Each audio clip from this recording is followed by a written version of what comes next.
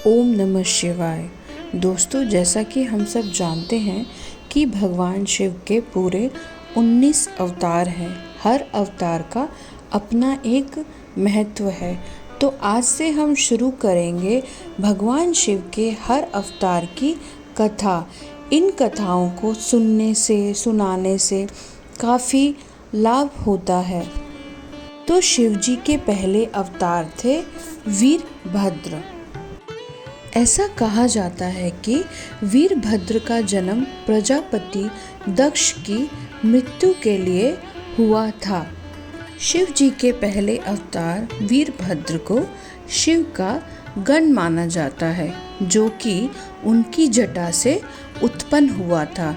वीरभद्र की उत्पत्ति से जुड़ी कथा के अनुसार एक बार शिव जी के ससुर राजा दक्ष ने विशाल यज्ञ का आयोजन कराया, जिसमें उन्होंने सभी ऋषि मुनियों, देवी देवताओं को आमंत्रित किया।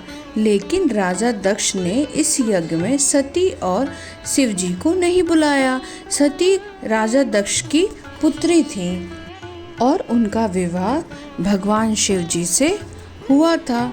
यज्ञ में सती के पिता राजा दक्ष ने शिव और माता सती को आमंत्रित नहीं किया था, लेकिन माता सती ने इस यज्ञ में जाने की जिद कर दी, जिससे विवश होकर शिव जी ने उन्हें जाने की आज्ञा दे दी।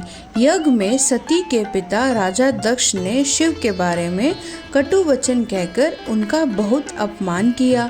अपने पति शिव का अपमान सती से सहन नहीं हुआ और वो जलते हुए यज्ञ की अग्निकुंड में कूद गई। जब इसकी सूचना शिव जी को मिली तो वो क्रोधित हो गए और उन्होंने अपने सिर से एक जटा उखाड़ी और इसे पर्वत के ऊपर पटक दिया। और हाँ, इससे पहले मैं आपको ये भी बता दूं कि जो राजा दक्ष थे उनकी बहुत सारी पुत्रियां थी, जो कि बहुत ही गुणवती थी, गुणवान थी, सुंदर थी।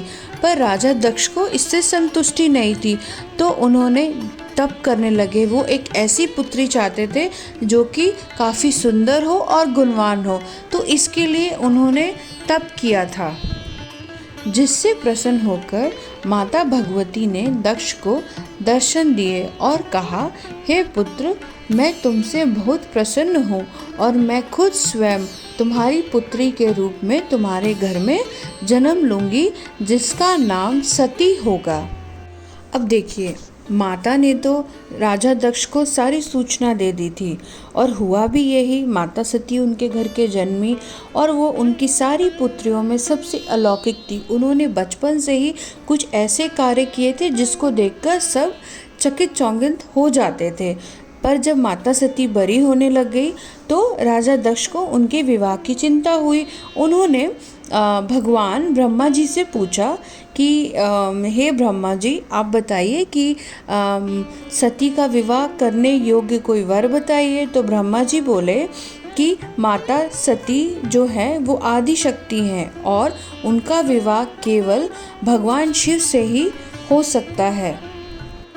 राजा दक्ष भगवान शिव को कुछ खास पसंद नहीं करते थे, पर उन्होंने अपनी पुत्री का विवाह भगवान शिव से करा दिया। सती भगवान शिव जी के साथ हिमालय पर जाकर रहने लगी, लेकिन उसके बाद कुछ ऐसी घटना हुई जिससे राजा दक्ष भगवान शिव जी से काफ़ी नफरत करने लग गए थे, क्योंकि भगवान शिव जी ने ब्रह्मा जी, जो कि राजा दक्ष के पिता थे, उनका 5वां सर काट दिया था। इसीलिए राजा दक्ष शिव जी को कुछ खास पसंद नहीं करते थे, लेकिन माता सती तो शिव जी से प्रेम करती थी। इसके बाद एक बार ब्रह्मा जी ने एक सभा का आयोजन किया, जहाँ सारे देवी देवता, ऋषि मुनि सब लोग आए।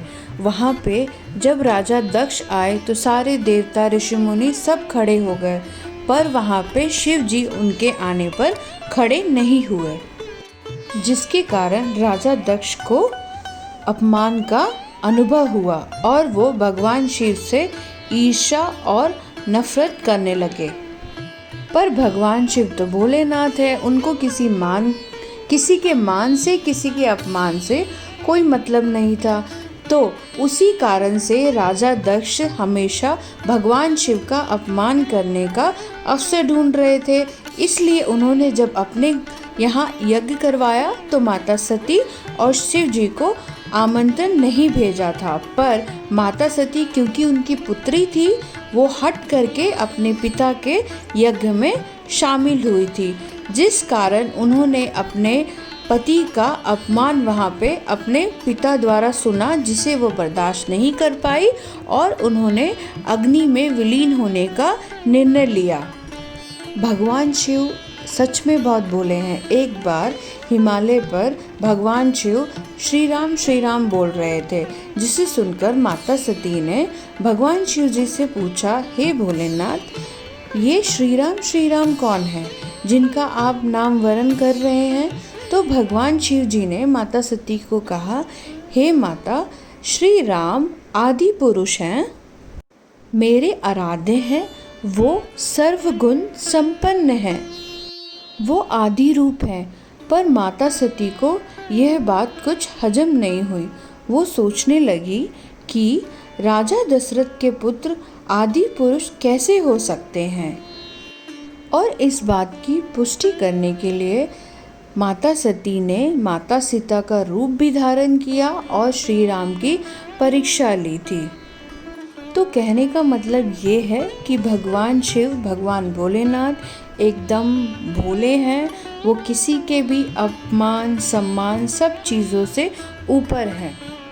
अब क्योंकि माता सती अपना देह त्याग चुकी थी और भगवान शिव शंकर काफ़ी क्रोधित थे, शिव जी के इसी जटा के पूर्व भाग से उनका पहला अवतार वीरभद्र प्रकट हुआ, जो कि महाभयंकर था।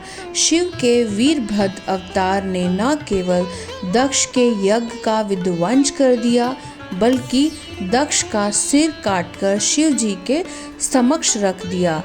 लेकिन ऋषि मुनियों और देवता की विनती के बाद शिव जी ने राजा दक्ष के सिर पर बकरे का सिर लगाकर उन्हें जीवन दान दे दिया।